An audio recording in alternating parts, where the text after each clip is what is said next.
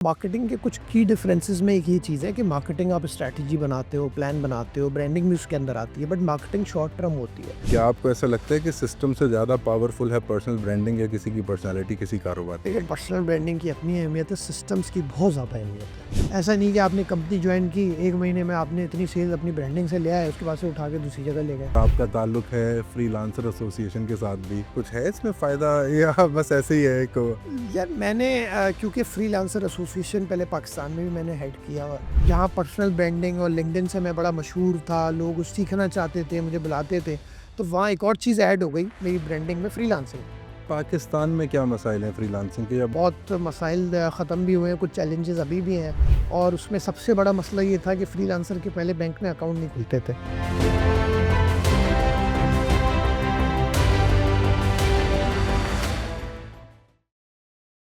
Persona किसी फ़र्द या शख्सियत के एक ऐसे खाके को कहते हैं जिसके ज़रिए आप उन चीज़ों को आम आवाम की तरफ मरगूब करते हैं और उससे वो समझते हैं कि बेसिकली आप हैं क्या, आप करना क्या चाहते हैं, आप अपने आप को दिखाना क्या चाहते हैं। इस सिलसिले में हम आज गुफ्तगू करेंगे। हमारे साथ मौजूद हैं बहुत ही मशहूर शख्स, मेरे बड़े से दोस्त भी हैं। इनका नाम है तुफ़ैल अहमद ख़ान, और तुफ़ैल साहब बेसिकली ग्लोबल फ्रीलांसर यूनियन के ऑनररी प्रेसिडेंट भी हैं। इसके अलावा लिंक्डइन कोच भी हैं और पर्सनल ब्रांडिंग भी लोगों को सिखाते हैं।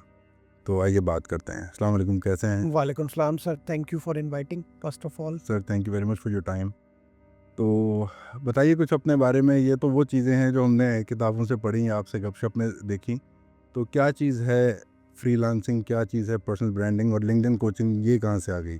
साथ बहुत बहुत शुक्रिया, आपने बड़े अच्छे अल्फाज में मेरा इंट्रोडक्शन करवाया। असल में जर्नी यहाँ से स्टार्ट हुई, मुझे तो डॉक्टर बनना था, बट वही कहते हैं ना, पुराने टीचर्स आपके, पुराने मेंटोर्स आपको सही गाइड करते हैं कि अगर आप उस वक्त तो चैट जीपीटी भी नहीं था जब मैंने एंटर किया था, तो डॉक्टर्स बनने की ख्वाहिश तो पूरी नहीं हो सकी। ये फॉर्चुनेटली गए आप या अनफॉर्चुनेटली, शायद मेरा एडमिशन ही नहीं हुआ वहाँ पे एमबीबीएस के अंदर, बट मेरा एडमिशन डी फार्मेसी में हुआ। सही। और मैं बकाई मेडिकल यूनिवर्सिटी, जो कि बड़ी अच्छी यूनिवर्सिटी है हमारी कराची के अंदर, मैंने वहाँ पे फिर डी फार्मेसी स्टार्ट कर दिया। But I ended up with only 3 years of my medicine.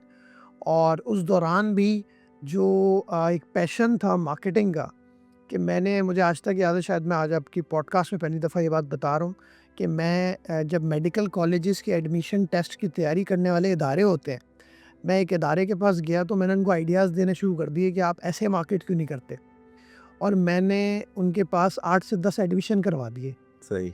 और उन्होंने मेरी एडमिशन फ़ीस माफ़ कर दी। अच्छा, उस वक़्त एडमिशन फ़ीस माफ़ करवाना बहुत बड़ी बात होती है कि आप अपने माँ-बाप से पैसे लेते हैं बड़ी मुश्किलों से, कि आपने एक medical college admission test MCAT जो कहलाता है, जी, जी, जी। उसकी आपने फ़ीस लेनी है, और वो माफ़ हो गई, और आपने 10 एडमिशन भी करा दिए। फिर उस इदारे ने, मुझे आज तक याद है, मुझे मोडेम के कार्ड्स दिए थे। अच्छा, अच्छा, अच्छा। इंटरनेट इस्तेमाल कर इंटरनेट इस्तेमाल करने के लिए मुझे मोडेम के कार्ड्स दिए, और उन्होंने कहा यार तुम दबा के इंटरनेट इस्तेमाल करो, हमारी कोई स्ट्रेटजी बनाओ, पॉलिसी बनाओ, फ्लायर्स बनाओ, और मैंने उसके साथ काम भी शुरू कर दिया। बट फिर भी मुझे एक चीज़ समझ में नहीं आई कि मेरी फील्ड मार्केटिंग की है। और फिर 3 साल बाद जो है मुझे रियलाइज़ हुआ, मैंने अपने घर में भी बात की, और मैंने कहा यार मुझे मार्केटिंग में जाना है, मुझे बीबीए करना है। और फिर मेरा, क्योंकि मेरे इंटर के मार्क्स अच्छे थे, तो सही। कराची यूनिवर्सिटी से मैंने फिर बीबीए मार्केटिंग और एमबीए मार्केटिंग किया, और मेरी 3.89 सीजीपीए बनी आउट ऑफ 4। वाह जी। और वो सिलसिला चलता रहा, और माशाल्लाह से फिर मैंने मार्केटिंग का अपना जो पैशन था, जो मुझे पहले रियलाइज़ नहीं था, पहले नहीं पता था, यूँ महसूस वो, होता है मार्केटिंग आपके डीएनए में था। हाँ, बिल्कुल कह सकते हैं आप। और वो फिर वो चलता रहा सिलसिला, डिफरेंट कंपनीज़ में काम करना, और फिर उसका और ज़्यादा पैशन जब बढ़ा, जब मैंने यूनिवर्सिटी से एमबीए कर लिया, तो मुझे पता चला 2 मखसूस यूनिवर्सिटीज़ हैं पाकिस्तान की, जिनका हर जगह नाम लिखा हुआ आ रहा है, सही। और लोग कह रहे हैं कि आपने वहाँ से एमबीए क्यों नहीं किया। बिल्कुल और ठीक। फिर मुझे रियलाइज़ हुआ कि ब्रांडिंग और मार्केटिंग भी कोई चीज़ है जो उन इदारों ने की हुई है, और माशाल्लाह वहाँ पे पढ़ाई भी बहुत अच्छी है। बिल्कुल ठीक। तो मैं क्यों ना उस चीज़ पे काम करूँ। तो मैंने अपनी पर्सनल डेवलपमेंट पे, अपनी पर्सनालिटी पे, अपनी कम्युनिकेशन पे, अपने नेटवर्क पे काम करना शुरू किया। यूनिवर्सिटी तो ख़त्म हो चुकी थी, और फिर मैंने कहा मैं अपना ब्रांड बनाऊँगा, और उन इदारों की यूनिवर्सिटीज़ से अब तो कोई ताल्लुक़ नहीं है, अब तो मैं दोबारा जाके वहाँ से एमबीए नहीं कर सकता। बिल्कुल ठीक है। लेकिन मैंने जो किया है उसको इस तरह से ब्रांड करूँ कि लोग मुझे भी नौकरी पे रखें। नौकरी करनी चाहिए हमेशा या अपना काम भी होना चाहिए? क्योंकि डिपेंड करता है, कुछ लोग ऐसे होते हैं जो जिनके डीएनए में, जैसे आपने पैशन की बात की, मार्केटिंग की बात की, उनके डीएनए में कारोबार होता है सही है। और वो बहुत तेज़ होते हैं, वो शुरू से इस चीज़ के बारे में सोचते हैं।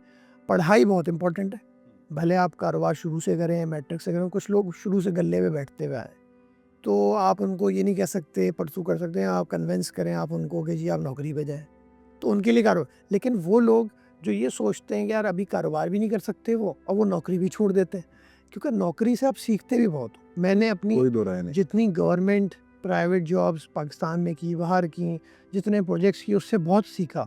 पहली जॉब कहाँ की आपने? मैंने पहली जॉब की एक इवेंट मैनेजमेंट कंपनी में, राइट। और मैंने 7 साल की, और जो कुछ मैंने सीखा वहाँ से और जितना नेटवर्क बनाया वो 2010 में मैंने स्टार्ट की थी। आपने एमबीए करने के बाद जॉब जी, जी। स्टार्ट की है सर? और 2010 में मैंने वो स्टार्ट की थी, 2026 चल रहा है, जो उसकी लर्निंग थी वो आज तक मुझे काम आ रही है। बहुत ज़बरदस्त। और फिर उसके बाद और उसके इवेंट बाद मैनेजमेंट और ये पर्सनल ब्रांडिंग, लिंक्डइन कोचिंग, ये कुछ समझ में नहीं आ रहा। देखिए, इसमें साथ ये है कि क्योंकि मैं इवेंट मैनेजमेंट कंपनी में गया था, वहाँ मैंने सेल्स भी की, वहाँ मैंने मार्केटिंग भी की, वहाँ मैंने स्पीकर्स को भी बुलाया एज अ स्पीकर कॉन्फ्रेंसेस के अंदर। मैंने वहाँ डिफरेंट एसोसिएशंस, ऑर्गेनाइजेशंस की कॉन्फ्रेंसेस मैनेज की, जैसे आईकैप की सीएफओ कॉन्फ्रेंस है, supply chain association of Pakistan की कोल्ड चेन कॉन्फ्रेंस है, सप्लाई चेन कॉन्फ्रेंस है। तो जब आप इस तरह की कॉन्फ्रेंस कराते हो, तो आप स्पीकर्स, जब आपके साथ आपको कॉन्फिडेंस मिलता है, आप सीएफओ से बात कर रहे हो, आप एक सप्लाई चेन के हेड से बात कर रहे हो, तो मेरा नेटवर्क भी बढ़ता गया, लोगों से मिलने मिलाने से कॉन्फिडेंस बढ़ा, और मार्केटिंग ब्रांडिंग सीखी, और फिर सेल्स भी की आपने उसकी, फिर आपने उसकी मार्केटिंग भी की, फिर आपने उसकी ऑब्वियसली मैनेजमेंट भी की, फिर आपने इवेंट मैनेजमेंट भी की। तो एक तो इवेंट मैनेजमेंट का पैशन जो था, जो यूनिवर्सिटी से था, वो भी चलता हुआ आया, ये सब मार्केटिंग का पैशन था, वो भी चलता हुआ आया, नेटवर्क भी आपका बनता रहा। और फिर जब मैंने आपको कहा ना कि आप सीखते जब हो, जब सामने वाला बोलता है। अब ये वो वाहिद कंपनी थी जहाँ हम गोरों को भी बाहर से बुलाते थे एज अ स्पीकर, और वो कोई नॉर्मल स्पीकर नहीं होते थे, वो इंटरनेशनल अक्लेम्ड स्पीकर्स होते थे जिनको हम पाकिस्तान बुलाते थे। तो मैं उनसे सीखता भी था, उनकी किस तरह से टॉपिक उनका सिलेक्ट हो रहा है, क्या बता रहे हैं, वो पूरी पूरी दिन की वर्कशॉप करा रहे। तो वहाँ से ये सब कुछ सीखा, और वो सिलसिला मैंने लिंक्डइन पढ़ाना अभी रिसेंटली शुरू किया है। सही है। जो आपने सवाल किया ना, तो ये बहुत साल, मैं ये बताना चाहूँगा कि ऐसा नहीं है आपने कोई चीज़ आज सीखी, कल आपने पढ़ानी शुरू कर दी। बिल्कुल ठीक है। कल आपने उसको अप्लाई करना शुरू करना है पहले, फिर आपने उसमें इतना एक्सपर्ट बनना है, इतना ज़्यादा सीखना है कि उसका अमल जारी रहे। मतलब आज भी मैं लिंक्डइन सीख रहा हूँ, ऐसा नहीं है मैं सिर्फ पढ़ा रहा हूँ। बहुत सारे लोग सिर्फ पढ़ा रहे हैं, उससे दूसरों का नुकसान ज़्यादा होता है। तो मार्केटिंग पे बात करते हैं। क्या होती है मार्केटिंग? वैसे मैंने भी थोड़ा सा एमबीए किया हुआ है। देखिए, मार्केटिंग, अभी मैंने कल एक वीडियो भी अपनी इस पे बनाई थी फेसबुक पे, कि मार्केटिंग और ब्रांडिंग में अमूमन लोग जो है ना, वो कंफ्यूज होते हैं। बहुत सारे लोग सोचते हैं यार मैं मार्केटिंग कर रहा हूँ, ब्रांडिंग कर रहा हूँ। तो मार्केटिंग के कुछ की डिफरेंसेस में एक ये चीज़ है कि मार्केटिंग आप स्ट्रैटेजी बनाते हो, प्लान बनाते हो, ब्रांडिंग भी उसके अंदर आती है, बट मार्केटिंग शॉर्ट टर्म होती है। आपने 1 बाय 1 गेट 1 फ्री कर दिया तो मार्केटिंग है, आपने डिस्काउंट्स दे दिए तो मार्केटिंग है, सही है। आपके पास सेल्स आ गई, आपने मार्केटिंग की थी, सेल्स आ गई, आपने फेसबुक पे एड्स लगा दिए, मार्केटिंग है। ब्रांडिंग क्या है? लॉन्ग टर्म होती है। बिल्कुल ठीक। ब्रांडिंग वो है जिन ब्रांड्स को आज हम देख के उनके जूते खरीदने चाहते हैं, सही है। वो मार्केटिंग ना भी करें, वो गाड़ियाँ जो कि करोड़ों अरबों रुपए की हैं, लोग इंपोर्ट करके पाकिस्तान मंगाते हैं, ऐसे। वो ऐड तो नहीं दिखाते आपको, जी। वो ब्रांडिंग है। वो ब्रांड है। ब्रांडिंग जो है वो लॉयल्टी आपको देती है, ब्रांडिंग आपको लॉन्ग टर्म कस्टमर्स देती है लाके। ब्रांडिंग की वजह से कस्टमर इंटैक्ट रहता है, आपके साथ जुड़ा रहता है। आज वो ब्रांडिंग देख के ही ब्रांड्स के पास हम जाते हैं। तो तुफैल भाई, मैं अब समझना ये चाह रहा हूँ कि हमने भी जैसे पढ़ा जब एमबीए किया, तो उसमें यही था कि यार ये प्रोडक्ट है, इसकी मार्केटिंग करें, इसको ब्रांड बनाएं ताकि कस्टमर्स मैक्सिमाइज़ कर सकें, आप अपनी चीज़ को कैपिटलाइज कर सकें और ज़्यादा बेहतर तरीके से। तो ये पर्सनल ब्रांडिंग का मंजन ये नहीं थोड़ा समझ में आया कि अब इंसान अपने आप को कैसे, मतलब पर्सनल ब्रांडिंग क्या है, इसको आसान करते हैं। देखिए, एक इंसान जब अपनी सर्विसेज को, अपनी स्टोरी को मार्केट करता है और फिर वो ब्रांडिंग की तरफ लेके जाता है कंसिस्टेंटली, बिल्कुल ठीक। तो उसका अपना ब्रांड बनता है। क्यों ज़रूरी है? अब एक देखें, आप ऑर्गेनाइजेशन में, अगर आप किसी ऑर्गेनाइजेशन में किसी से बात कर रहे हैं, इंसान से बात कर रहे हैं, तो अब पहले आपने सुना होगा B2B, बिल्कुल। B2C, बिल्कुल। Business to consumer. ऐसे ही है। P2P क्या होता है? People to people. People to people. क्योंकि आप किसी बिजनेस जैसे से भी हम बात करेंगे हम टेक्नोलॉजी के लोग हैं, हम P2P से पॉइंट टू पॉइंट से सकते हैं। तो अब वो आप अगर किसी से बात भी करेंगे ना साद, तो आप इंसान से ही बात करेंगे ना, एक बिजनेस के अंदर भी। ऐसे- B2B में क्या है इंसान, B2C में क्या है कंज्यूमर भी इंसान है, हाँ जी, बिजनेस के अंदर भी कोई इंसान वो होगा। इंसान बैठा है। तो एक इंसान का ब्रांड बनना बहुत ज़रूरी है, क्योंकि आज के दौर में दो तरह से बिजनेस मिलता है आपको, या तो वो बंदा आपको जानता है, हम्म, या तो उसने आपको कहीं देखा हुआ है। सही है। अब आप सोचें, अगर देखा हुआ है तो इसका मतलब है आपको विजिबिलिटी स्ट्रॉन्ग करनी है। अब अगर मैं आपके बिजनेस के बारे में जाके देखता हूँ तो मैं फॉर श्योर आपकी कंपनी के मालिक को जाके प्रोफाइल सर्च करूंगा, हु इज़ द ओनर। कितने लोग ऐसे होंगे जो कंपनी के मालिक को जाके या उस कंपनी के अंदर कोई ऐसा बंदा जो बहुत मशहूर हो और एक हस्ती बन जाए और उस वजह से वो चीज़ खरीदते होंगे? देखिए, मुझे ऐसा नहीं लगता। मैं समझता हूँ आज के दौर में यही हो रहा है। आप देख लें कि जब एलॉन मस्क को कोई अपना मोबाइल फ़ोन लॉन्च करना है, गाड़ी लॉन्च करनी है, तो कोई पीआर कंपनी तो हायर नहीं करता। वो तो जाके अपने ट्विटर पे लिख देता है कि जी ये मैंने मोबाइल फ़ोन ऐसा बना दिया जिसकी बैटरी ख़त्म नहीं होगी। लेकिन और भी बहुत सारी देसी कंपनीज पाकिस्तान में हैं या चाइनीज़ कंपनीज हैं जिनके ओनर्स को कोई नहीं जानता होगा और उनके मोबाइल फ़ोन शायद उन फ़ोन से ज़्यादा बिक रहे हैं जिनको हम बहुत बड़े ब्रांडेड फ़ोन्स कहते हैं। देखिए, इस पे बिल्कुल आप कह सकते हैं, बहुत सारी इंडस्ट्रीज़, बहुत सारी केमिकल इंडस्ट्री है, उनके शायद उसको, लेकिन देखिए उस पे क्रेडिबिलिटी आती है। अब देखिए साद, आप खुद सोचेंगे अगर कोई $1 मिलियन की डील कर रहा है किसी से, जी, तो वो वहाँ पे उस इंसान को तो देखना चाहिए। अब फॉर एग्ज़ाम्पल आपने कहीं पे डील की आज के दौर में, वो बंदा आपका जिसका जो सीईओ फ्रॉड है, उसके केसेस में नाम है, बिल्कुल, वो एक फ्रॉड बंदा है। बिल्कुल ठीक। आप कहेंगे मैंने तो प्रोडक्ट देखी थी बहुत अच्छी है। लेकिन तो तो फिर ये भी मैटर करता है आपकी क्रेडिबिलिटी पे, ऑथेंटिसिटी पे, कि आप किस इदारे में साइन कर रहे हैं। आजकल तो ये बहुत मैटर करता है कि आपने जिस इदारे की प्रोडक्ट देख के साइन किया वो इदारा ही ठीक नहीं, उसका लीडरशिप ही ठीक नहीं है, तो वो डिलीवर कैसे करेंगे आपको? पड़ता है इम्पैक्ट इतना ज़्यादा बहुत एक ज़्यादा। आम कंज्यूमर के लिए। फॉर एग्जांपल बचपन से च्युइंगम खाते हुए आ रहे हैं, तो मेरा नहीं ख्याल उस च्युइंगम का कौन है मालिक जो मैं खाता हूँ। देखिए, मैं अगेन उसी पे आता हूँ कि देखें ये हर इंडस्ट्री में ज़रूरी नहीं है। आपने जो अभी बात की वो कंज्यूमर इंडस्ट्री की बात की, जी, ठीक है? बबल और ये कंज्यूमर इंडस्ट्री की बात है। यहाँ प्रोडक्ट की क्वालिटी, मार्केटिंग, ब्रांडिंग, इसकी बहुत वैल्यू है। बीटीएल एक्टिविटीज़ कैसी करा रहे हैं आप, ये बहुत वैल्यू करता है। फिर स्टोरी क्या जनरेट कर रहे हैं आप, ये बहुत वैल्यू करता है। बट यहाँ पे भी लीडरशिप काउंट होती है। बिल्कुल ठीक। यहाँ पे भी लीडरशिप काउंट होती है। आजकल तो अगर लीडरशिप का ताल्लुक किसी पॉलिटिकल पार्टी से हो, लोग उसको कंज्यूम करना बंद कर देते हैं कि यार छोड़ दें यार, ये तो किसी इस मुल्क पार्टी, से ताल्लुक हो तो भी कंज्यूम हाँ, करते ये तो इस मुल्क से ताल्लुक है तो बॉयकॉट करें आप। हैं। तो क्यों करते हैं आप प्रोडक्ट खरीदें, छोड़ें आप बॉयकॉट करना। लेकिन क्या है, जैसे ही हमें कुछ पता चलता है इसका इस मुल्क से ताल्लुक है, जिस मुल्क ने हमारे साथ ये किया है, उसकी प्रोडक्ट को आप बॉयकॉट कर देते हैं। बॉयकॉट कर देते तो आप ये सोचेंगे लीडरशिप का अगर नेगेटिव इम्पैक्ट नहीं है जो आप कह रहे हैं, हैं। तो पॉजिटिव इम्पैक्ट बहुत ज़्यादा है। बिल्कुल ठीक। कि अगर वो रोल मॉडल एक बनता है जो स्टोरी अपनी शेयर कर रहा है कि भाई हमने क्यों बनाया, और स्पेशली ये ज़्यादातर काम आती है पर्सनल ब्रांडिंग B2B में, बिल्कुल। एंटरप्राइज सेल्स के अंदर। फॉर एग्जांपल मैं एक इदारे में काम करता हूँ, मेरी बहुत पर्सनल ब्रांडिंग है, मेरी एक अपनी वर्थ है और सारी चीज़ें हैं, और मुझे किसी दूसरी कंपनी से अच्छी ऑफ़र आती है और मैं वो कंपनी छोड़कर दूसरी कंपनी में चले जाता हूँ, जो कि नॉर्मली सेल्स में यही होता है। सेल्स के जो लोग हैं वो एक ए इदारे में हैं और वो वहाँ काम कर रहे होते हैं। उसके बाद जैसे ही वो छोड़ के बी इदारे में जाते हैं, अपने क्लाइंटेल भी लेकर चले जाते हैं। यहाँ तक तो पर्सनल ब्रांडिंग समझ में आ जाती है, क्योंकि वो बिज़नेस उस ऑर्गेनाइजेशन के लिए नहीं था। बुनियादी तौर पे वो बिज़नेस उस इनफरादी शख्सियत के साथ था, जहाँ वो चला गया बिज़नेस भी वहाँ चला गया, और नॉर्मली यही होता है अगर हम मार्केट में देखें तो। लेकिन मेरा जो बुनियादी तौर पर ये सवाल करने का मकसद है वो ये है कि एक लोगों का कहना आया या कॉर्पोरेट टर्म में लोग बात करने लगे कि यार system remains and people go. और वो जो सिस्टम रिमेन्स वाली चीज़ है उसके लिए लोग करोड़ों अरबों रुपए खर्च करते हैं, टेक्नोलॉजी लगाते हैं, आईटी के सिस्टम्स लगाते हैं, इंफ्रास्ट्रक्चर बेटर करते हैं, उसके बावजूद भी वो चले जाता है। तो क्या आपको ऐसा लगता है कि सिस्टम से ज़्यादा पावरफुल है पर्सनल ब्रांडिंग या किसी की पर्सनैलिटी, किसी कारोबार की? देखिए, पर्सनल ब्रांडिंग की अपनी अहमियत है, सिस्टम्स की बहुत ज़्यादा अहमियत है।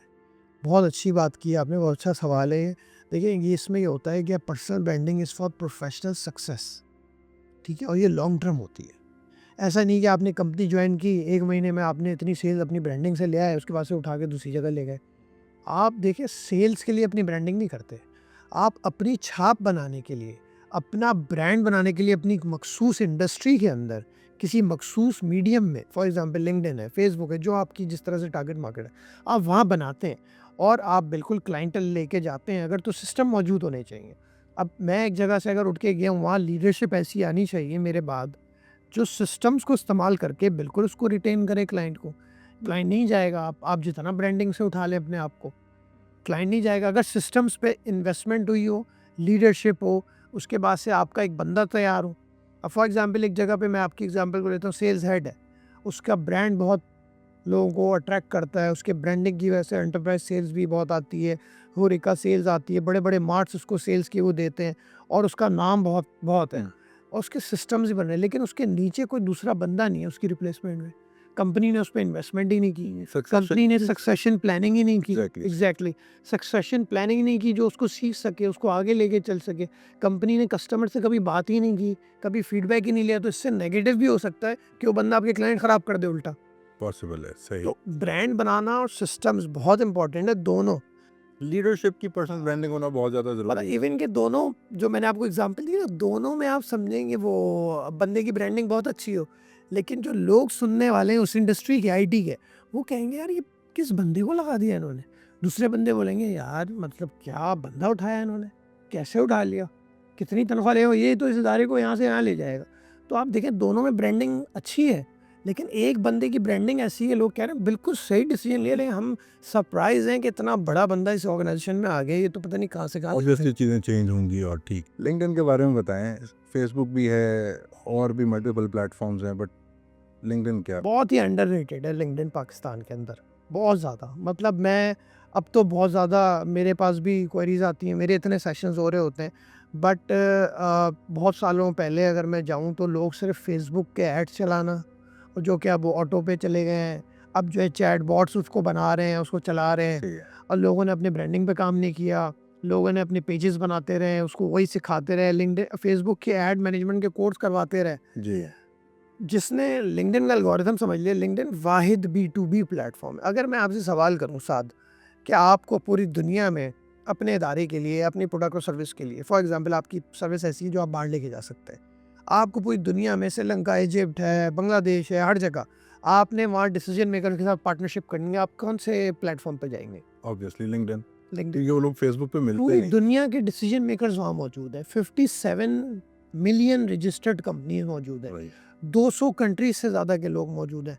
टोटल यूज़र लिंक्डइन का 1 बिलियन क्रॉस कर चुका है। नंबर। आप देखें सबसे ज़्यादा डिसीजन मेकर्स वहाँ मौजूद है, जिनकी पूरी प्रोफाइल मौजूद होती है, उन्होंने कहाँ से पढ़ा हुआ है, कहाँ से तालीम हासिल किया है। आप अपने कनेक्ट भी कर सकते हैं वहाँ पे डॉट्स, कि शायद आपकी इदारे से कोई पढ़ के वहाँ गया हो, जहाँ से आपने MBA किया है, मैंने MBA किया है, कोई पाकिस्तानी वहाँ मौजूद हो, आपकी यूनिवर्सिटी का कोई ग्रेजुएट उस इदारे में मौजूद हो जहाँ से आप पार्टनरशिप करना चाहते हैं। फेसबुक पे तो इतनी डिटेलिंग ही नहीं है। फिर कौन सा प्लेटफॉर्म ऐसा है जो आपको पूरा लिंक्डइन पे आर्टिकल लिखने का वो देता है? बिल्कुल, लिंक्डइन। है। कौन सा प्लेटफॉर्म ऐसा है जहाँ PDF अपलोड कर सकते हैं? LinkedIn. So there are lots of ways, there are lots of benefit जो कि लिंक्डइन सिर्फ देता है। और फेसबुक ने पोल भी दे दिया है, बट लिंक्डइन की फीड पे जाती है पोल, और वो बहुत अच्छी पोल होती है। लिंक्डइन के आर्टिकल्स हैं, क्राउजल पोस्ट्स हैं। तो लिंक्डइन पे आप जब अपना ब्रांड बनाते हो, पूरी दुनिया के डिसीजन मेकर आपके सामने होते हैं। आपने जिस कंट्री को टारगेट करना है, उसके HR हेड चाहिए, पार्टनरशिप हेड चाहिए, आपको इंफ्रास्ट्रक्चर का हेड चाहिए, आपको सब लिंक्डइन पे मिलेगा। बस शर्त ये कि आप लिंक्डइन पे अपनी ब्रांडिंग ऐसी करें, अपना प्रोफाइल ऐसा बनाएं, अपना कंटेंट ऐसा लिखें कि आपकी कंटेंट की मार्केटिंग से वो बंदा आए। ये ना हो कि आप लोगों को ब्रोशर्स भेज रहे हो, CV भेज रहे हो लिंक्डइन पे जाके, जिससे फिर लोगों को लिंक्डइन से फ़ायदा नहीं होता। वो एतराज़ करते हैं जी लिंक्डइन से हमें कोई फ़ायदा नहीं हुआ, हमें आज तक जॉब नहीं मिली। भाई अगर आपका मकसद लिंक्डइन पे अकाउंट बनाना जॉब के लिए, तो आपको जॉब कभी नहीं मिलेगी। अगर आपका कोई जॉब सीकर टाइप अकाउंट होता है क्या? देखिए अकाउंट नहीं होता, आप जॉब सीकर का फ्रेम लगा दें, जी I am searching for a job, I am hiring. अगर आप हायर कर रहे हैं तो हायरिंग का लगा दें। बट लिंक्डइन पे जॉब सेक्शन पे लोग ज़्यादातर जब जाते हैं लिंक्डइन पे अकाउंट बनाते हैं जब उनकी जॉब ख़राब हो रही होती है, उनकी बॉस से उनकी लड़ाई हो जाती है। मैंने बेसिकली इसलिए पूछा कि जब लिंक्डइन प्रीमियम को आप सब्सक्राइब करते हैं या उसकी सब्सक्रिप्शन पे जाते हैं, तो वो 2-3 ऑप्शंस देता है। एक करियर का देता है, वो एक बिल्कुल वो सेल्स नेविगेटर का देता है, एक बिजनेस वो बहुत सारे उनके टूल्स हैं, मार्केटिंग के टूल्स हैं, बिजनेस के टूल्स हैं, बिल्कुल वो प्रीमियम अकाउंट। लेकिन मैं तो कहता हूँ प्रीमियम अकाउंट की भी क्या ज़रूरत, मैंने तो सालों बगैर प्रीमियम के इस्तेमाल किया। अब जाके रिसेंटली मैंने प्रीमियम लेना शुरू किया। सही है। आपको प्रीमियम से क्रेडिट्स मिलेंगे ना, आप लोगों को मैसेज करेंगे क्या, बात क्या करेंगे? बात क्या? असल चीज़ है कम्युनिकेशन, बिल्कुल। असल चीज़ है आपका प्रोफाइल। अगर आपने मुझसे बात की लिंक्डइन पे, मैं आपका प्रोफाइल जाके देख रहा हूँ, मुझे फेक लग रहा है, लिंक्डइन वेरीफाइड भी नहीं है आपका, मैं आपसे बात ही नहीं करूँगा। तो लिंक्डइन वेरिफिकेशन ज़रूरी है, करनी चाहिए? बिल्कुल एक करनी आम चाहिए, बिल्कुल करनी चाहिए। अब मैंने इस पे बहुत सारी वीडियोज़ भी बनाई हैं कि लिंक्डइन पाकिस्तान में आपके ई-पासपोर्ट के थ्रू वेरीफ़ाई हो जाता है, जी, आसानी से। जो ई-पासपोर्ट क्या होता है, नॉर्मली जैसे आप पासपोर्ट बनवाने जाते हैं पाकिस्तान से, अब बनता है, पहले वो गवर्नमेंट सर्वेंट्स का बनता था, अब पब्लिक का भी बन रहा है। जी। और उसमें आपका भी बायो का पेज होता है, वो ब्लू होता है जिसमें चिप डली हुई होती है। हाँ, आप वो स्कैन करेंगे, आपका free of cost LinkedIn verify हो जाएगा। और लिंक्डइन वेरीफ़ाई का मतलब है आपका पर्सोना वेरीफ़ाई है कि मैं साथ से बात कर रहा हूँ। अब मैं साथ से अगर कोई डील करने, एक मैच्योर होने वाली है डील मेरी, लेकिन मेरी टीम ने मुझे कहा यार ये साद भी है नहीं है, जो साद जिससे आप बात करें ये वही है। मैंने देखा उसका अब एक मैं प्रोसेस क्या ऐसे होता है कि जी आपने इधर-उधर चेहरा करना है, कैमरा ऑन होता है। मैं एटलीस्ट इस चीज़ से तो सेटिस्फाई होऊंगा कि साद की आईडी लिंक्डइन पे गई है, तभी वो पर्सोना वेरीफाइड है। एग्ज़ैक्टली सेम फिर चीज़ है। साद ने क्या कंपनी सही डाली है, तो इस पे भी वेरिफिकेशन लिंक्डइन ने डाल दी कि आपकी वर्क प्लेस वेरीफाई होनी चाहिए। तो अब जैसे मैं जिस इदारे में अभी आजकल हूँ, मल्टीनेशनल कॉरपोरेशन है वो, तो उस मल्टीनेशनल कंपनी ने मुझे वेरीफाई करके दिया अपनी डोमेन से। तो अब मेरे पास 2 से 3 वेरिफिकेशन आ रही है जब आप मेरे लिंक्डइन पे क्लिक करेंगे। बिल्कुल एक ठीक। पर्सोना है और मेरी 2 वर्क प्लेस वेरीफाइड है। इसका मतलब है मेरी 2 वर्क प्लेस वेरीफाइड का मैं इन 2 जगह काम कर चुका हूँ। उसकी डोमेन वेरीफाइड की है, उस ईमेल पे कोड आया होगा मेरे। बिल्कुल सही, तो मेरी ऑथेंटिसिटी भी, एक क्रेडिबिलिटी बढ़ गई। बढ़ गई। सामने वाला मुझसे कोई पैसों की डील करते हुए, कोई बिजनेस पार्टनरशिप एमओयू साइन करते हुए, मुझे बाहर मुल्क बुलाते हुए, वीज़ा देते हुए, मुझे रिकमेंड करते हुए, एज अ स्पीकर बुलाते हुए, अब एटलीस्ट सेटिस्फाई होगा कि मैं किसी ऑथेंटिक बंदे से बात कर रहा हूँ। अच्छा, एआई के दौर में आप क्या समझते हैं कि कोई इससे फ़र्क पड़ेगा अगर पर्सनल ब्रांडिंग करते हैं? देखिए बहुत फ़ायदा है, एआई जब से आया है मुझे खुद इतना फ़ायदा हुआ है कि मेरे फेसबुक पे भी माशाल्लाह 1.5 लाख फॉलोअर होने वाले हैं।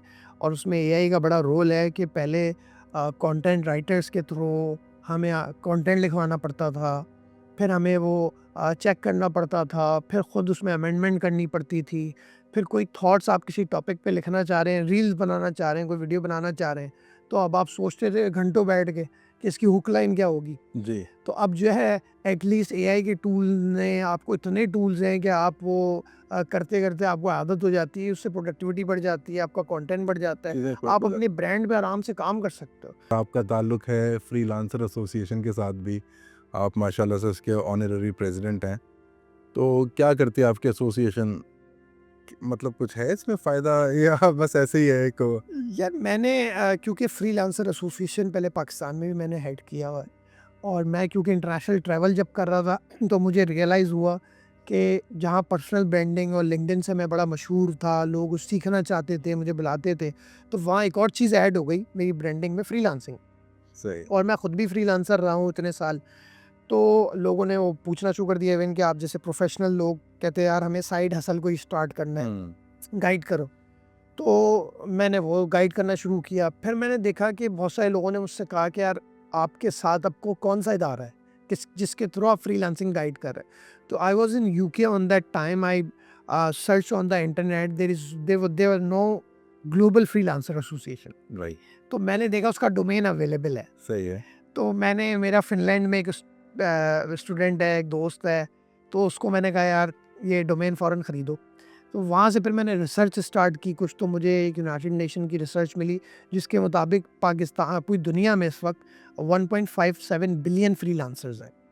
तो मैंने देखा कि यार इनकी नुमाइंदगी के लिए पूरी दुनिया में तो कोई नहीं है, और मैं क्योंकि नेपाल भी गया हूँ, सऊदीया भी गया हूँ, हर जगह मेरे रियाद में भी फ्रीलांसिंग के बहुत सेशंस हुए हैं, सही है। और एमओयूज भी साइन हो रहे हैं कि हमें पढ़ाएं, प्रोफेशनल्स कह रहे हैं हमें पढ़ाएं। तो मैंने कहा क्यों ना एक इदारा बनाया जाए जो कि पूरी दुनिया के फ्रीलांसर जो कि 1.57 बिलियन है उनकी नुमाइंदगी भी करे, और पूरी दुनिया में जो फ्रीलांसिंग कर रहे हैं एटलीस्ट उनको फैसिलिटेट करें। उनकी पेमेंट की चैलेंजेस हैं, वो पैसा मंगवाना, उसमें डिडक्शंस, ये सारे बहुत सारे चैलेंज हैं।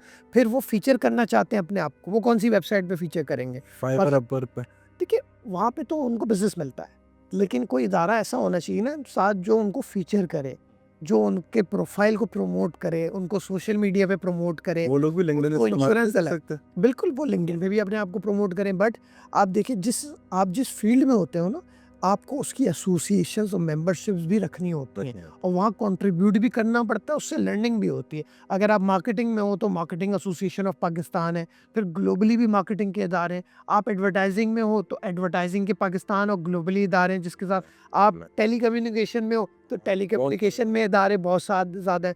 आप फ्रीलांसिंग में हो तो फ्रीलांसिंग में भी पाकिस्तान में, पाकिस्तान से बाहर, चाहे वो सोसाइटीज़ हों, ऑर्गेनाइजेशंस हो, एसोसिएशंस हो, आपको ज्वाइन करने से आपकी प्रोफाइलिंग होती है, आपकी क्रेडिबिलिटी बढ़ती है, फिर आप कंट्रीब्यूशन देते हो उसके अंदर। पाकिस्तान में क्या मसाइल हैं फ्रीलांसिंग के, या बहुत सारे हल हो गए? हम कंपेयर करें आज से 5 साल पहले, यानी 2021 और 2026, कुछ बेहतरी है या कुछ नहीं? बेहतरी हुई है, खबरों में तो दिखता है कि फ्रीलांसर्स की वजह से बड़ा रेवेन्यू आ रहा है पाकिस्तान। नहीं कुछ बेहतरी हुई है इसके अंदर, बहुत मसाइल ख़त्म भी हुए हैं, कुछ चैलेंजेस अभी भी हैं। और उसमें सबसे बड़ा मसला ये था कि फ्रीलांसर के पहले बैंक में अकाउंट नहीं खुलते थे। तो अब तो हमने खैर हाँ, मैं स्टेट बैंक के साथ बात की, हम स्टेट बैंक के बहुत शुक्रगुजार हैं इसमें कि स्टेट बैंक ऑफ पाकिस्तान ने पहली दफ़ा पाकिस्तान की हिस्ट्री के अंदर एक कानून बनाया, जिसके तहत उन्होंने डिजिटल फ्रीलांसिंग की ऑनबोर्डिंग की। फ्रीलांसर्स की ऑनबोर्डिंग डिजिटली हो सकती है, मतलब वो घर बैठ के अपना अकाउंट खुलवाएंगे सही है। और उनसे ज़्यादा पूछगछ नहीं होगी। उनकी एक केवाईसी का तरीका अलग है, जिसमें वो अपनी इनकम स्टेटमेंट वगैरह सारी चीज़ें, इनकम प्रूफ वगैरह देंगे और घर बैठ के फ्रीलांसर का अकाउंट खुलेगा। ये बहुत बड़ी चीज़ है। तो ये स्टेट बैंक ऑफ पाकिस्तान ने सारे बैंक्स के साथ की। अब माशाल्लाह हर बैंक के पास बहुत अकाउंट्स बिल्कुल है है, हाँ। और हर बैंक इस पे काम कर रहा है। फ्रीलांसर की प्रोडक्ट लॉन्च हुई है, वरना आप देखें किसी लॉयर की या किसी और प्रोफेशन पे अकाउंट्स नहीं खुले हुए कि उनकी अलग से बैंक ने कोई वो केवाईसी करनी है या कोई प्रोडक्ट बनाई हुई। बट फ्रीलांसर की, क्योंकि ऑब्वियसली पाकिस्तान में वो रेमिटेंस लेकर आ रहे हैं, डॉलर्स में कमा रहे हैं, इससे मुल्क को भी बहुत फ़ायदा होता है। तो ये एक चैलेंज था, वो ख़त्म हुआ है। अब बहुत सारे चैलेंजेस ऐसे हैं कि पाकिस्तान पैसा लेकर कैसे आए, जिसपे मैं खुद भी पर्सनली बहुत ज़्यादा काम कर रहा हूँ और उसमें स्टेट बैंक, आईटी मिनिस्टर हैं, इन सबके साथ पाकिस्तान में मैं- पैसा लाने से ज़्यादा मसला शायद पाकिस्तान से पैसा भेजने का है, क्योंकि अक्सर लोग ये फेस करते हैं कि जब वो किसी अपने एआई टूल या किसी भी आईटी टूल के लिए उनको सब्सक्रिप्शन करनी होती है, तो बहुत सारे कार्ड्स हैं जो कि एक सर्टेन लिमिट से ज़्यादा पैसे बाहर नहीं भेजते। तो फिर क्या करते हैं लोग, दुबई शुबई में अकाउंट बना लेते हैं, कोई दुबई में बना लेता है, कोई किसी और कंट्री में बना लेता होगा। तो इस चीज़ को क्या समझते हैं, पाकिस्तान के लिए इस पे फ़ायदे? इस पे भी एक रूल है, इसके अंदर भी एक लॉ है। वो ये है कि अगर आपने $100 कमाया है, पाकिस्तान लेकर आया, कमाया है मतलब आपने बाहर नहीं रखा हुआ, पाकिस्तान $100 लेकर आए तो आप $50 खर्च कर सकते हैं, बाहर भेज सकते हैं, अच्छा, आप स्पेंड कर सकते हैं। लॉ है कि अगर आपने एज अ फ्रीलांसर, क्योंकि एक इंडिविजुअल की लिमिट तो मेरा ख्याल है कुछ 7 साढ़े 7 फ्रीलांसर मैं बात करूंगा कि मुझे जहाँ तक मेरी नॉलेज है फ्रीलांसर्स के लिए कि $100, और मेरे ख्याल से ये इंपोर्टर और एक्सपोर्टर के लिए भी ऐसी है कि अगर आप मुल्क में पैसा लेकर आ रहे हैं ना, फ्रीलांसर तो बुनियादी तौर पर एक इंडिविजुअल है ना, जैसे मैं हूँ साद और मैं एक फ्रीलांसिंग बिल्कुल। करता हूँ, तो मैं एक इंडिविजुअल हूँ। तो स्टेट बैंक के हिसाब से मेरी एक लिमिट है डॉलर्स खर्च करने की वो ये 1 साल के अंदर, वो 50% रिटेन है, वो इनकम से 50%। 50% आप रिटेन कर सकते हैं। शायद कुछ 50% ऐसा लाओ कि जब वो पैसे पाकिस्तान में आप लेकर आते हैं तो उसमें से क्या खर्च कर सकते हैं, अदरवाइज वो पाकिस्तान में रह but as per the law you can retain 50% right. Only. Because देखिए ऐसा नहीं हो सकता, और ये मैं समझता हूँ बिल्कुल सही है कि $100 आपने लेकर आया पाकिस्तान, $100 आपने आउटफ्लो कर दिए, ऑब्वियसली आप मुल्क में रिजर्व कैसे तो बढ़ेगा, आम धंधे का रेमिटेंस काम का क्या है, फ़ायदा होगा। 10 रुपए की चीज़ आप और मैं समझता हूँ इम्पोर्टर एक्सपोर्टर के भी साथ ऐसी है कि अगर आप इंपोर्ट कर रहे हो कोई चीज़, आपने एक्सपोर्ट कितनी की है, बिल्कुल उस मशीन से आप कोई एक्सपोर्ट करे कितनी, तो का बैलेंस होना चाहिए। बैलेंस तो होना चाहिए ना। अब ये तो नहीं कि आप सिर्फ इंपोर्ट करे जा रहे हैं, पैसा यहाँ से बाहर जाए जा रहा है और आप एक्सपोर्ट आपकी ज़ीरो है, मुल्क को कोई फ़ायदा ही नहीं हो रहा, रेमिटेंस आ नहीं रही बाहर। ऐसे मसाइल तो हैं पाकिस्तान में। बिल्कुल ऐसा। बहुत शुक्रिया तुफैल भाई आपका, आपने टाइम दिया। और जो लोग चाहते हैं कि जी इनसे कोई लिंक्डइन की कोचिंग लें या पर्सनल ब्रांडिंग के हवाले से कुछ जानना चाहें, तो हम इनका लिंक्डइन का लिंक जो है स्क्रीन पे लगाएंगे, तो आप उससे फॉलो कर सकते हैं। आप सबका देखने का बहुत शुक्रिया। खुदा हाफिज़।